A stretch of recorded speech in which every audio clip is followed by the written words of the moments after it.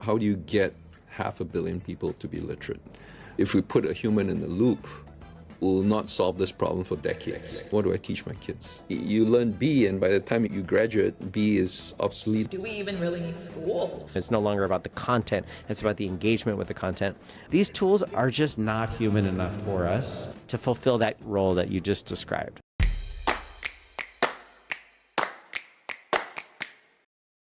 Hi, everyone, and welcome to the latest episode of Embracing Singularity. On today's episode, we're going to be talking about a topic that I think is very close to all of our hearts, which is what is AI's impact on education going forward? So, Peng, Robby, why don't I let you guys introduce yourselves briefly before we go into the episode itself? Thank you for having me on the podcast. I am an associate, soon to be full professor at Michigan State University in the Department of Media and Information in the College of Communication. My field is media psychology, where we bring people in and observe what they do to study how people use media and are affected by media technologies. And indeed, those technologies include avatars and VR and also AI interactions with social agents and other people represented as avatars. I also teach my classes in VR. I live in California in the Bay Area, and my students are in Michigan at Michigan State University. And so they wear VR headsets, they borrow them from my lab, and I study the use of these technologies in my classrooms. I also am starting a nonprofit to be able to teach classes in VR to the broader public. It's called Avatar Summer School, and the mission there is really to just expand access to the one thing that VR gives you in an educational context, and that is attention from your professor, from your instructor, from your peers in a way that you just don't get in a Zoom meeting. Thanks, Robby. That's fascinating work you're doing. We started a foundation about 10 years ago called Solve Education, solveeducation.org in case you're interested. The problem is this. It's a very straightforward, well-defined problem, but it's a tough one. About 500 million people, kids, will not be literate on the planet today. So our goal is simple, but tough, is where we want to fix that problem, right? How do you get 500 million people to be literate? Let's definitely spend some time diving into that. And last but not least, I think it's also, very apt to maybe reflect a little bit as parents as well, right? How are we raising our kids differently or not? How are we feeling about all of this technological changes that are happening right now? But a reminder to our listeners, if you haven't already subscribed to your favorite channel, be it Spotify or YouTube, please subscribe to us now. It would mean a lot to us. So I guess, Peng, do you want to kick us off on the first section? Let me talk a little bit about what we thought through as we started Solve Education to give you a perspective. There are not enough teachers, and it'll take too long to train teachers, and that's also fixing the education system to train teachers. So we realized if we put a human in the loop, we'll not solve this problem for decades. And so we started out with the base assumption that we're going to have to try and educate without the human in the loop. And it is really tough because there's a lot about education that's not about content. That's about motivation, interactivity, social interaction that's required. But in the end, we concluded that if the vast majority of the value of education is putting information, knowledge into the heads of kids, can we just focus on doing that? And that's what all our work has been about. Some of the challenges we've had is getting the kids to stay there. The advantages of having schools, compulsory schools, is that the kids are in the classroom and they have to pay attention or not, but they're there. But on a phone, the kid can just put the phone down and you've lost the kid. One of the advantages, though, is, and this goes into the philosophy, we think that the problem with education is we don't assess enough, we don't test enough, and every time we test is a very emotionally loaded process. So we test all the time. Everything we do with a kid is a test. The kid doesn't know it's a test, right? He's just doing stuff, and we know how they're progressing along a certain curriculum, and at the end of the curriculum, we're just saying we can say you're done because we know all along the way that you're learning stuff, and we know you've learned the stuff to the level that we need to teach you, and then we're done. So that's a very different way of looking at education than I think it's been out there, and it's only possible because you can do one to one. I'd love to hear what Robbie has to say about some of these ideas. I think AI can indeed help scale educational kind of effect, and indeed humans in the loop do slow things down. Your mission to increase literacy seems like a great one. And when it comes to literacy, it's very measurable, quantifiable outcome, right? Like, can they read this text, right? Do you understand this sentence? Great, right? Do you understand the string of sentences? Also, very easily measurable. Do you understand the implied meaning of this text in contrast with the content you read before within a larger socio-political context? That becomes difficult to quantify, right? And there's this level of critical thinking involved in literacy. And I lived in Singapore for 9 months, and I loved it there. I think it's an amazing country. And their education system is so strong. But to me, I also understand it to be very testing oriented, right? And I think an over reliance on that, there's a danger. I mean, of course, illiteracy is a major problem and danger. So the basic level of skill at that in that domain is essential, and AI will definitely be able to help us scale that.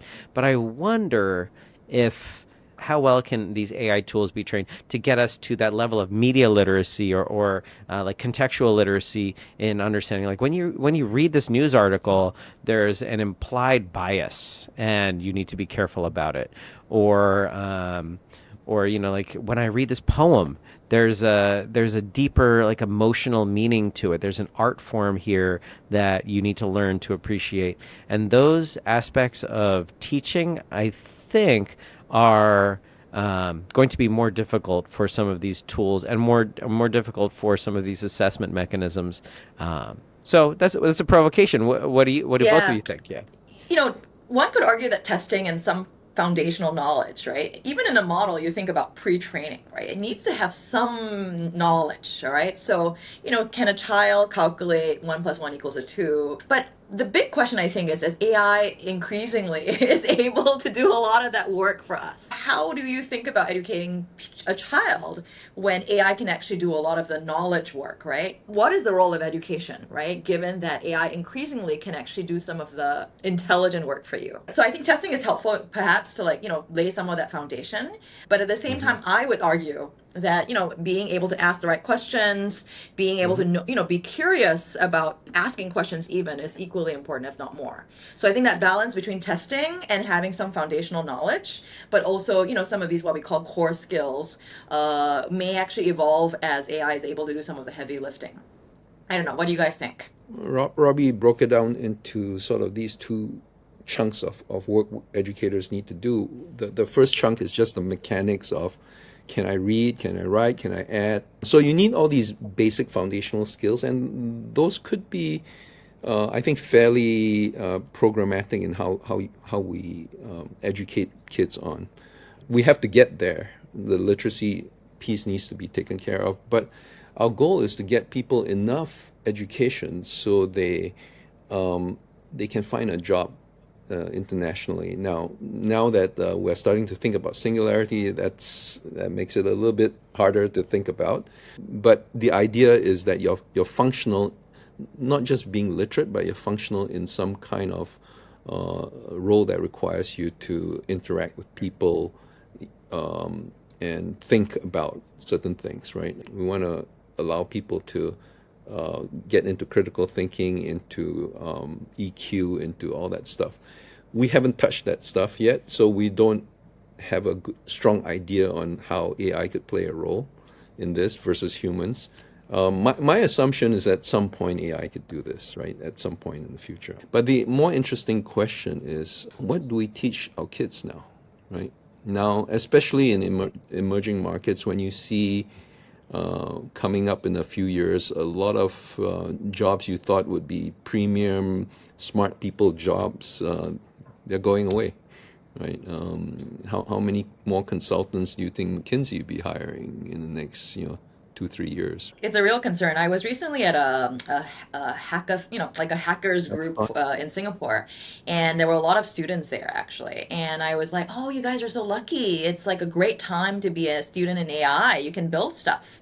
And all of them said, "Oh, you were like totally overestimating the situation. They're like, we're all really worried about our future because there's no jobs because I think the companies don't want to hire junior developers anymore. They thought they were going into like the hot field of like computer science or like AI, and yet they're like not necessarily being hired." Yeah, yeah. How do you teach creativity, right? Like AI is very good at mixing previous knowledge, but to create new knowledge is something that I mean, there are ways, right? Like AI is facilitating research and speeding it up. Like you phrased it, Wei Qing, how do you know what questions to ask? And indeed, what do we teach our kids, as Peng said? I just taught a class called Media, Mind, and Black Mirror to Stanford undergrads. I redesigned it. In my previous versions of this class, we watch Black Mirror episodes and think about a little bit of communication theory, and then they write essay responses. And I realized if I kept it the same, they would all easily just throw AI at it. So I thought, okay, how do I push them? Like, where is the opportunity for largely human thinking here? And to me, it was coming up with novel research ideas. And indeed, like these are undergrads and master's students. They're not going to be, the most novel research thinkers. But I think researchers tend to be at the cutting edge of asking those questions that we don't know an answer to, and then and we should be teaching those skills. And so we watched Black Mirror episodes, not in class, right at home. We read communication theories, and we discussed those theories in detail. And then I asked them to come up with new research ideas related to societal kind of important issues that Black Mirror brings up. And so they would present these research questions in class. And then I would use AI in the classroom. I would have all the students post their ideas and their responses. And I would use AI in real time to summarize the commonalities between their responses. We would discuss those. I would have AI tell me, out of the 60 students who responded, what are the 3 most creative responses? And we would talk about that in front of Yep. everyone. So these are very interactive classes I like to hold, right? It's not didactic lecture based. It's because again, like in education, it's no longer about the content. It's about the engagement with the content. And then we would think about the research questions and similarly use AI to process them. And then we would go find whether there were existing research studies. The principle, I think, does generalize that finding ways in which human thinking, with the help of AI, can help augment our larger approach to the world in a way that AI alone can't, should be the goal of education.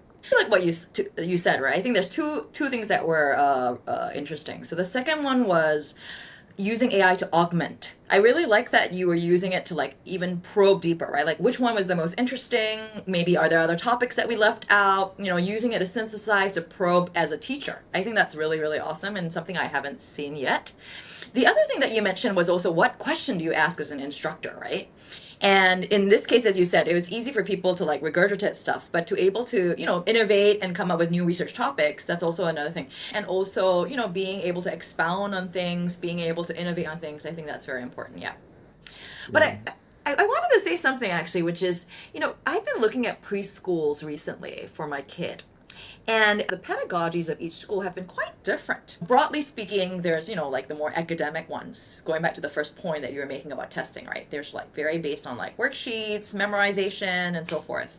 But I've Sounds also recently Singaporean just to me. very Singaporean. Yeah, but I yeah. but to be fair, there's a lot of play schools or preschools now that focus on what they call inquiry-based learning.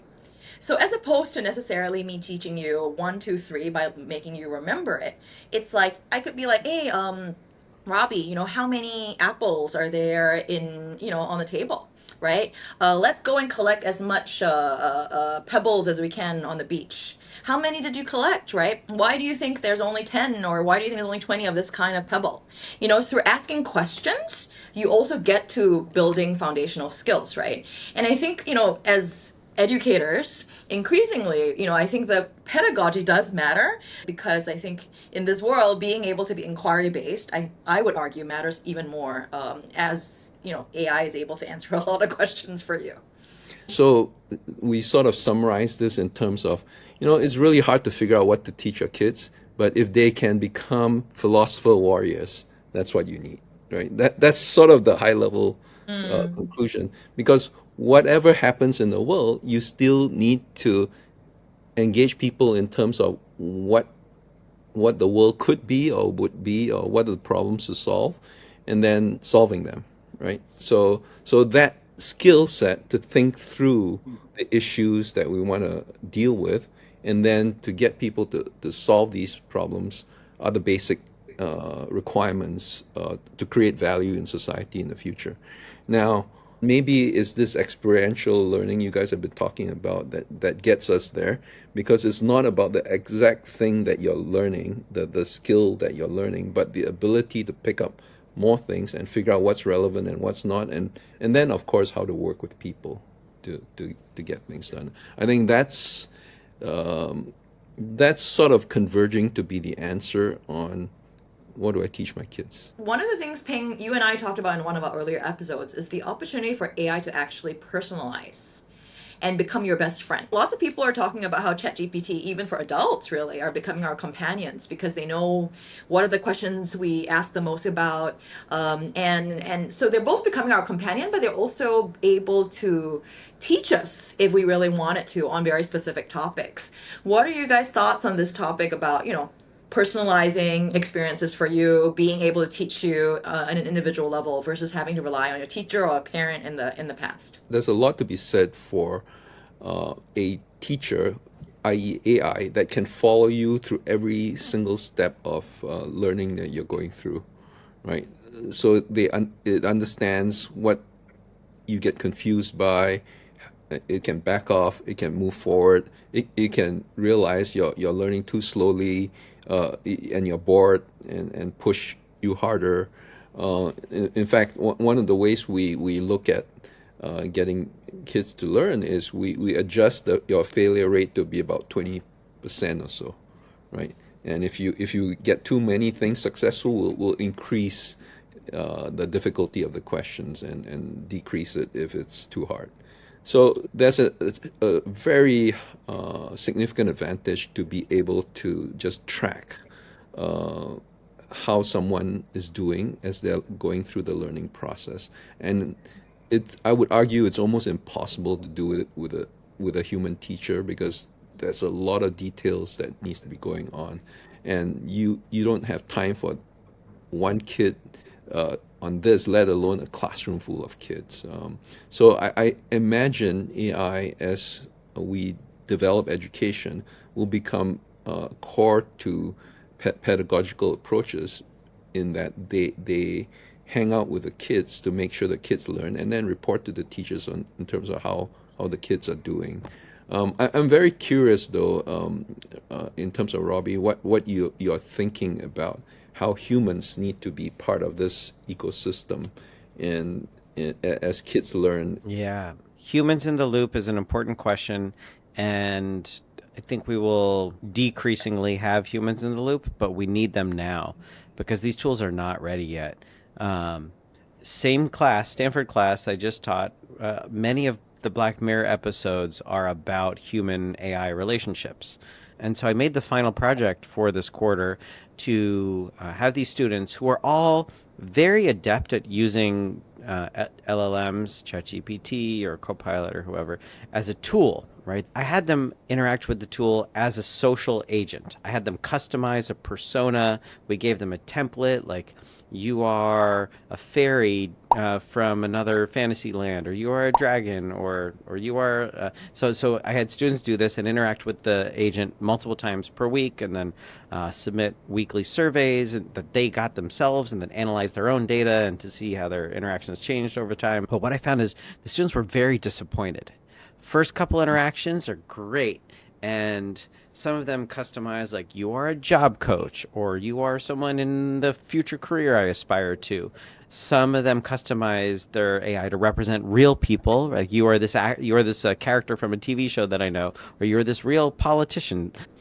No one really made themselves, which I found surprising. But they found that like the customization failed occasionally. The rails around how these AI are supposed to act prevented the customization from working. The AI was too agreeable, or the AI was too consistent in its usage of the vernacular slang that it associated with the character that you gave to it. I'm running a study right now, hot off the press. It's not even hot off the presses. This is pre-press. This is not published, actually, where we're asking people in the general public how they use chatbots and LLMs. Just one little piece of the finding here is that social AI, like interactions with AI, is so uncommon across Mm. I don't know, 130 people of like three answers each. Social is like 4%. And so, Mm. on the one hand, like I am deeply concerned about the displacement and the replacement of social interactions with humans in this context of AI interaction, but I'm also very excited about the use of it for education. But I think after some time, where just like we know Siri's kind of crappy at answering my deeper questions, and now Siri goes to GPT, we start to realize like these tools are just not human enough for us to fulfill that EQ type of role that you just described. I'll reinforce what you just said because what we're realizing is you need to do a lot of work to just get the AI to function properly in a very narrow space. Now, education is not a narrow space, but I think this is a technical issue in terms of, the engineers need to work on them. And maybe in the next 5 years, we'll see something better. I think people are still learning how to build on top of these models, right? So I think the idea that an AI teacher could become really good and teach you and become your friend, I don't think that's impossible. In fact, I wanted to ask the question, like, do we even really need schools? One could argue, right? Or you could imagine the future is very different. You have an AI coach that really understands your needs, that tracks your progress, as Peng was saying.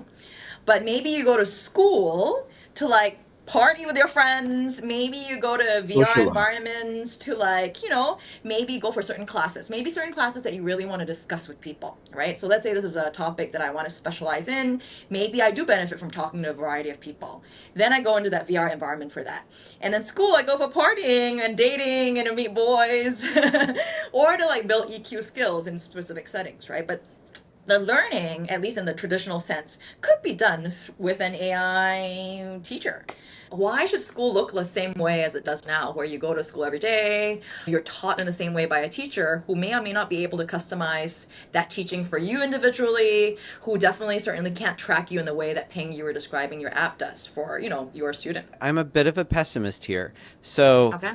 if you'll let me go historical for a moment, there's this theory called the media equation theory that was published in 1996 by Byron Reeves and Cliff Nask. And it's the basic idea that what they noticed was when people communicated with computers that just through text, the social psychological norms of interaction that we had from interacting with people would apply if we interacted with the computer. So it's an equation, the media equation. If you replace a person from this equation of team bonding or whatever it is, it holds. So if you were told that you were on the same team as the computer, you said it did better than if you weren't. Or if the computer was polite to you, then you reported it. You reported that it was more accurate and faster in its task than if you weren't told you were on the same team. And people took this to imply that like we treat computers like people. And oh my gosh, computers they're almost there, right? We're going to treat them like people.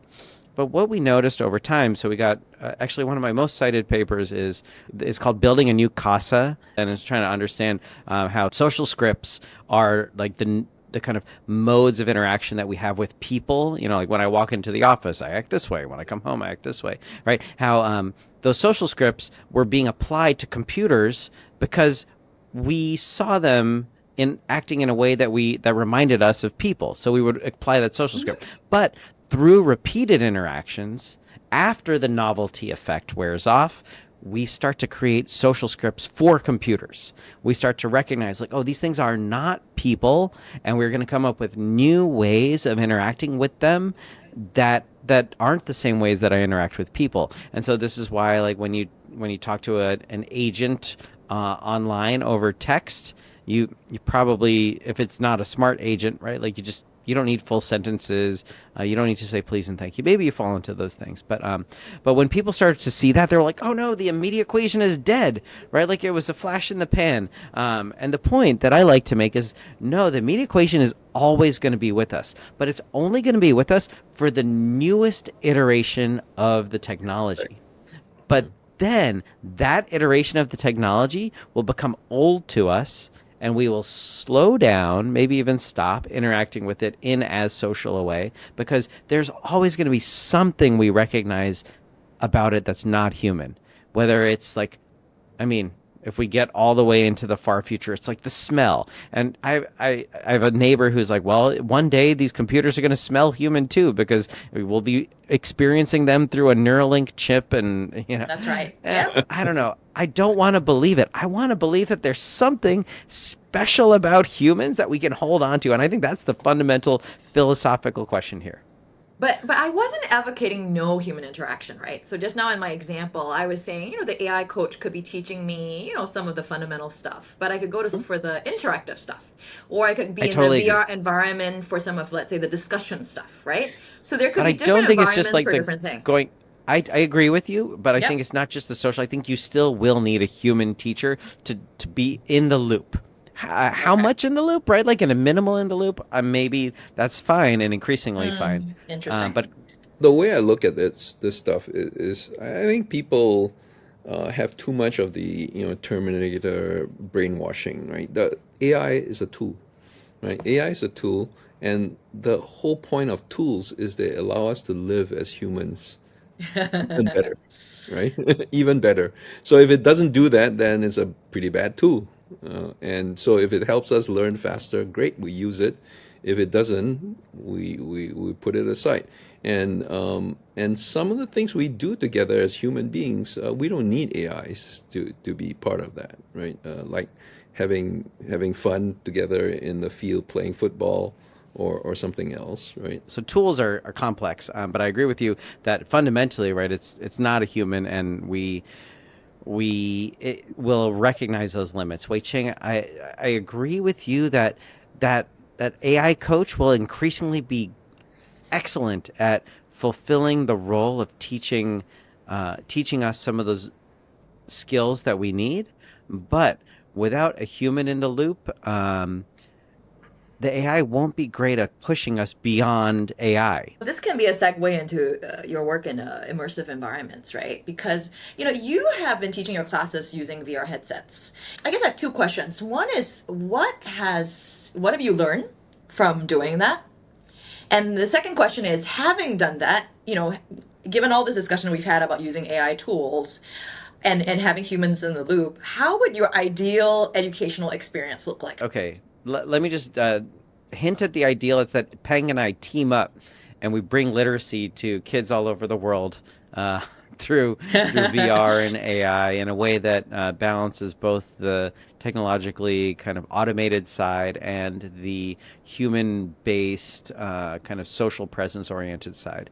My experience has been twice a week, 80 minutes per class meeting, with most of that time or some of that time in headset, within a virtual world that is designed to be very stable and not super game like, with tools within the space that allow us to interact and communicate as we would offline, proximity, chat volume, but also things that I can't do offline: fly around or draw in 3D or spawn a dinosaur right in front of your face.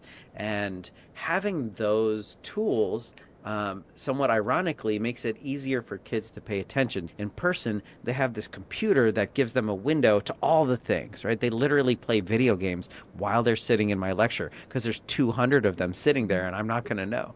But when we're in VR together, game is the Mm. class, and they're drawing, they're multitasking, but it's connected to the environment in a way that helps them feel connected to the conversation. Also, we jump around in different locations, so they'll tell me like, oh yeah, we studied social presence when we were on the mountaintop, and we studied the concept of avatar identification when we were under the ocean. So that kind of contextual spatial learning helps them and keeps them engaged, helps them learn more. And our research shows that the more social presence they feel with me, the instructor, and also with their peers, predicts the amount of perceived learning, competence, and enjoyment they have in the class. And it's way higher the more time we spend in VR compared to video conferencing.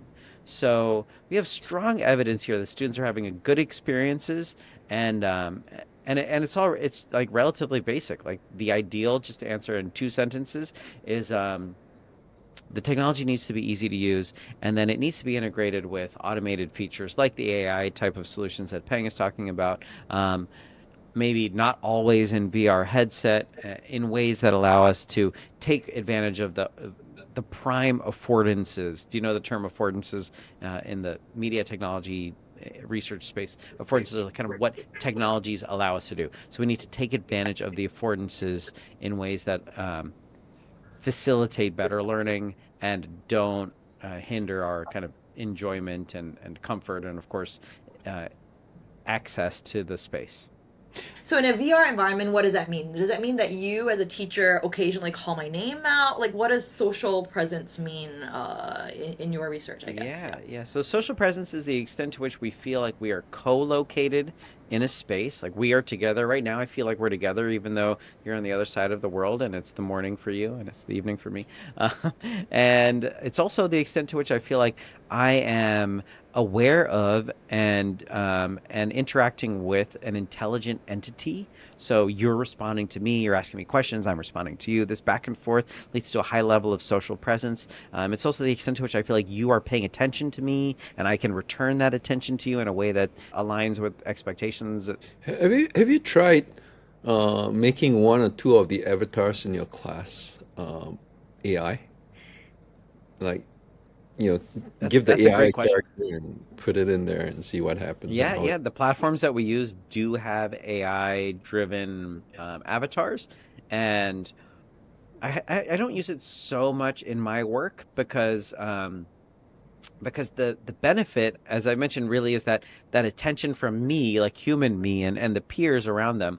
And so we will go talk to the Galileo AI or the Rosa Parks AI just to show them that there's an embodied AI, and that's pretty cool, and can be used in educational experiences. But also given the fatigue issue, I try not to spend too much time Mm. on it. I'd rather have them talk to an LLM. It can be embodied, but I don't want them wearing a VR headset and being forced into nausea because of it. Mm, mm, mm. Yeah. No, but it's interesting because I was just thinking, like, in terms of social presence, like right now, for example, right, we're in three totally different locations. But one of the reasons, besides technology, that I do feel your presence is because there's only three of us. So there's space for each of us to answer questions. Sometimes I address it to Robbie, sometimes I address it to Ping.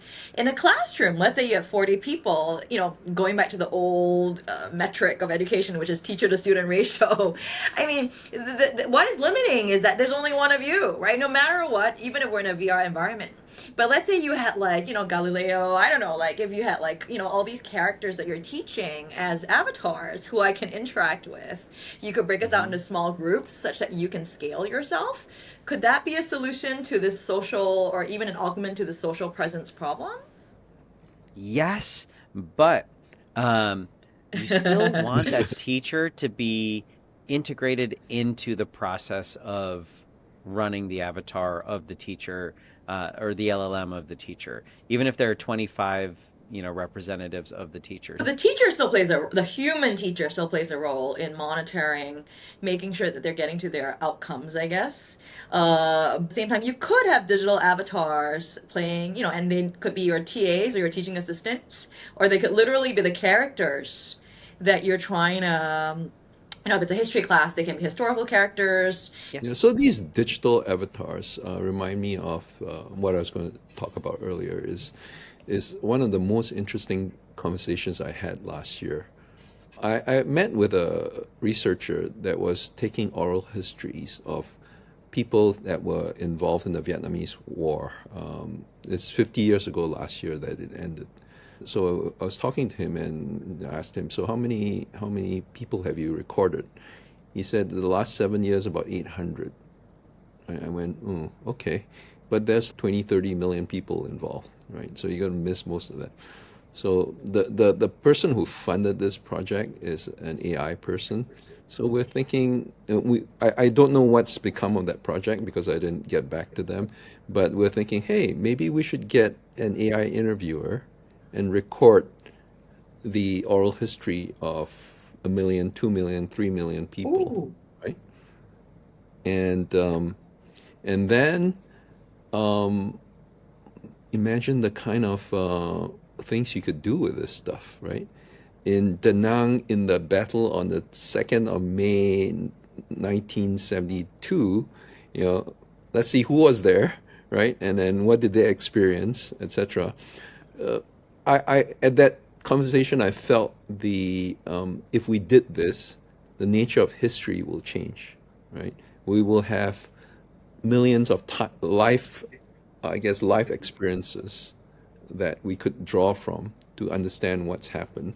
And imagine, so then you start to imagine what can you do with education, right?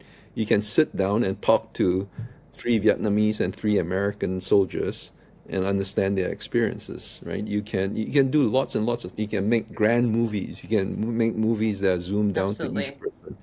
person, and you can imagine. So this concept of, I guess, digitizing personalities or characters is starting to, Or histories and narratives, right? Which I think is important too. yeah, it's, I think, going to be a very important part of how kids learn in the future. So what do you think of that, Robbie? I think there's two very important pieces there that I'd like to respond to. The first one is your idea to scale via AI.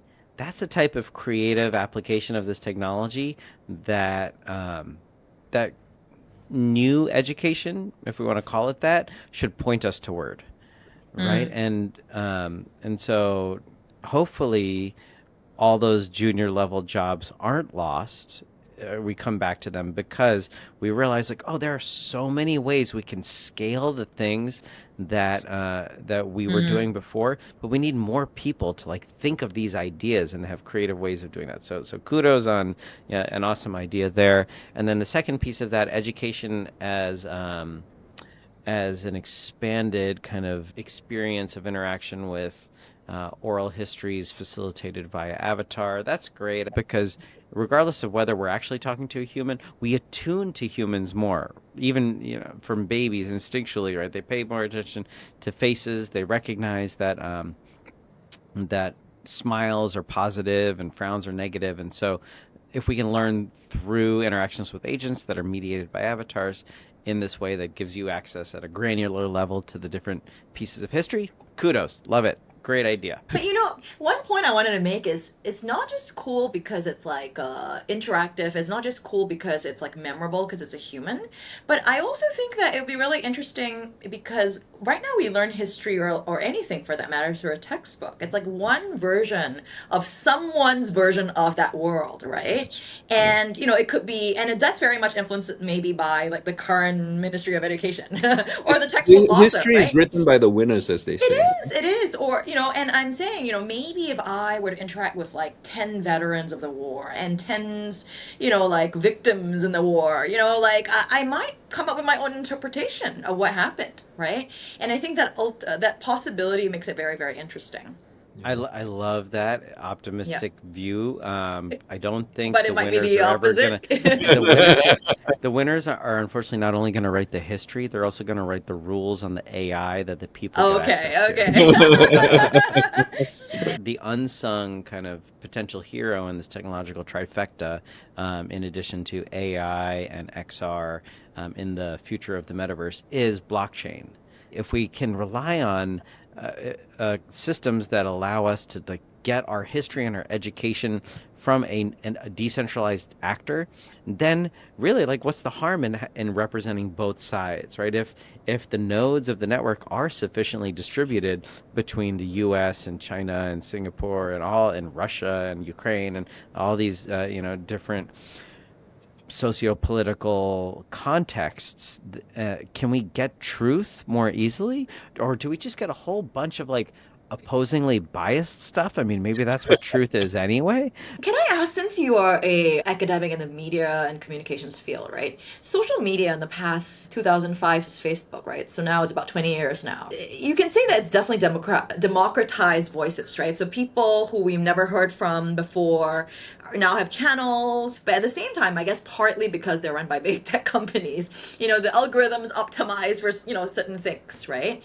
Has there been research showing that net, if it has actually been, how it has influenced people's, I guess, critical thinking skills?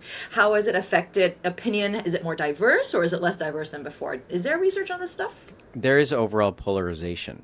So, unfortunately, because of social media's kind of microcasting to individuals, you kind of get it's Echo not chambers. broadcasting, right? Yeah, exactly. You get echo chambers, you get reinforcement of your pre-existing Yeah. ideas, and that leads to polarization. We're pretty sure, and so ironically, I mean, despite the potential promise of these technologies to facilitate voice for previously, under resourced people, the algorithms aren't doing it justice. So Robbie, let me maybe spend a couple of minutes telling you about my why I think the world could be a better place Oh, I like theory. that. And it's to do with trust. And it's an alternative to this blockchain view of trustable information. In the world, there'll be lots of people who believe in much more empowering business models that help the customer get to their ends, right? As opposed to being extractive. So these businesses will be built by entrepreneurs. They'll be powered by the AIs that they they program, right? And these AIs will behave well with their users. And because the cost of intelligence is going to commoditize, it's going to be very cheap to give you value, right?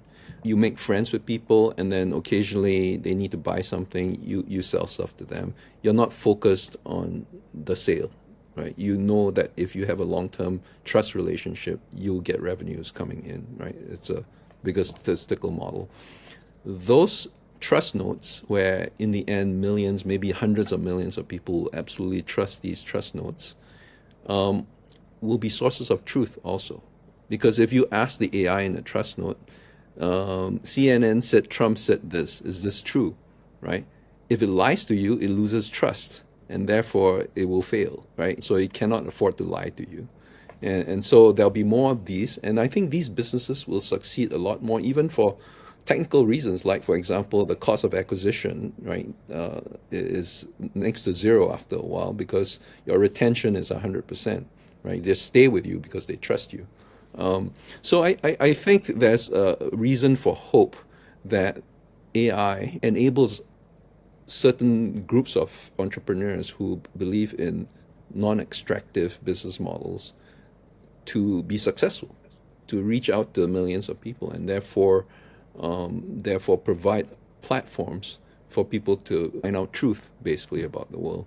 We've spoken a lot about these concepts at large, but I think you have, worked a lot with communities who don't have as great access to technological devices or don't have as great, Wi-Fi networks. Do you think it's going to like emphasize the divide, I guess, between the have and the have-nots? These discrepancies will always be there, so we try to collapse things into one of these things so that the kids can go play with it. But the discrepancies will always be there, I think, specifically as it's got to do with physical things, right, like infrastructure, etc. But you have to design it with the assumption the solutions with the assumptions of the hardware that's available, the infrastructure that's available to the people you're targeting. So I'll just add that I think the definition of have-nots may broaden or change with time. I was listening to the last episode of Peng with Albert Wenger, and there was a whole question about what happens when people don't have jobs. Who's the have and have-nots? And is not having a job a good or bad thing? Maybe it's good, you have more free time, but maybe you end up being, like lose your purpose in life, right? And then he also mentioned the idea that people may no longer live in big cities because they don't have to, right? A lot of people do that for work right now. I think the idea of have and have-nots is going to evolve with time, and I'll be really curious to see what happens as more and more job displacement or maybe more and more job augmentation happens. I like your take on that, and I think that technology has often driven migration. So it's an interesting question about the flight from cities and then return to cities post COVID, and cars made suburbs happen, and so maybe AI will make more suburbs happen or sub-suburbs happen. Who knows? But Yeah. it's a very interesting question. I guess the last thing we also spoke about at the beginning of this conversation was, Robby, you are the parent of 4 kids. How are you educating your children? Has it changed or evolved, as you see some of these trends happening? My wife is also an educator. We have a philosophy about education in our family, which is very human oriented. And so the kids use technology at school, and that's great, and we support it. And obviously, I encourage my students to use technology, so I try not to be a hypocrite here. But at the same time, by the underlying philosophy I have, there's something very important about human thinking that we can't get from technology, can't replace with technology.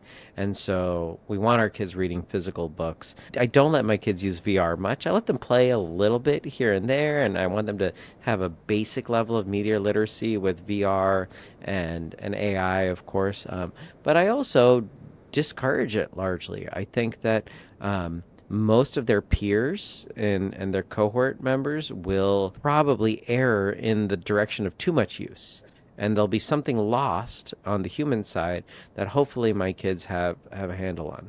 My wife might be listening and think it's like ridiculous and ironic because she might think I let them play video games too much, etc.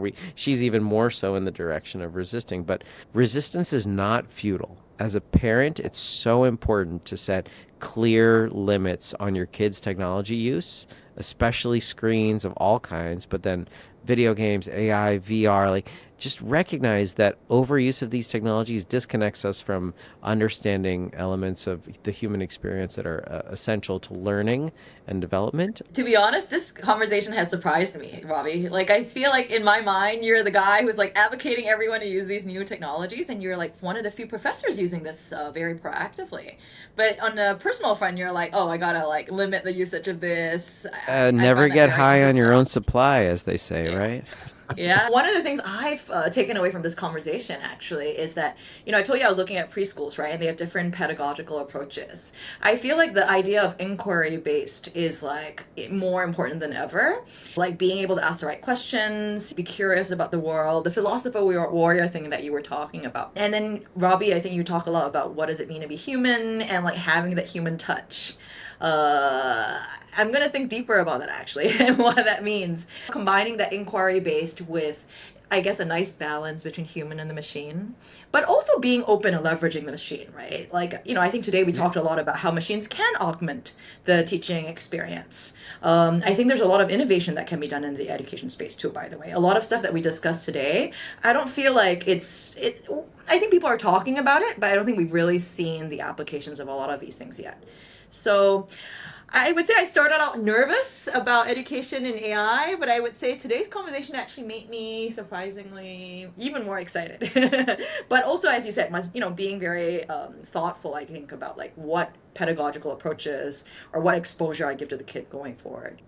Thank you very Thank much for you. joining us on Yeah. a late night, and I actually looking forward to reading more of your research and participating in your classes in the future. Sounds great. Thanks, All everyone. Bye, right, thanks, guys. guys.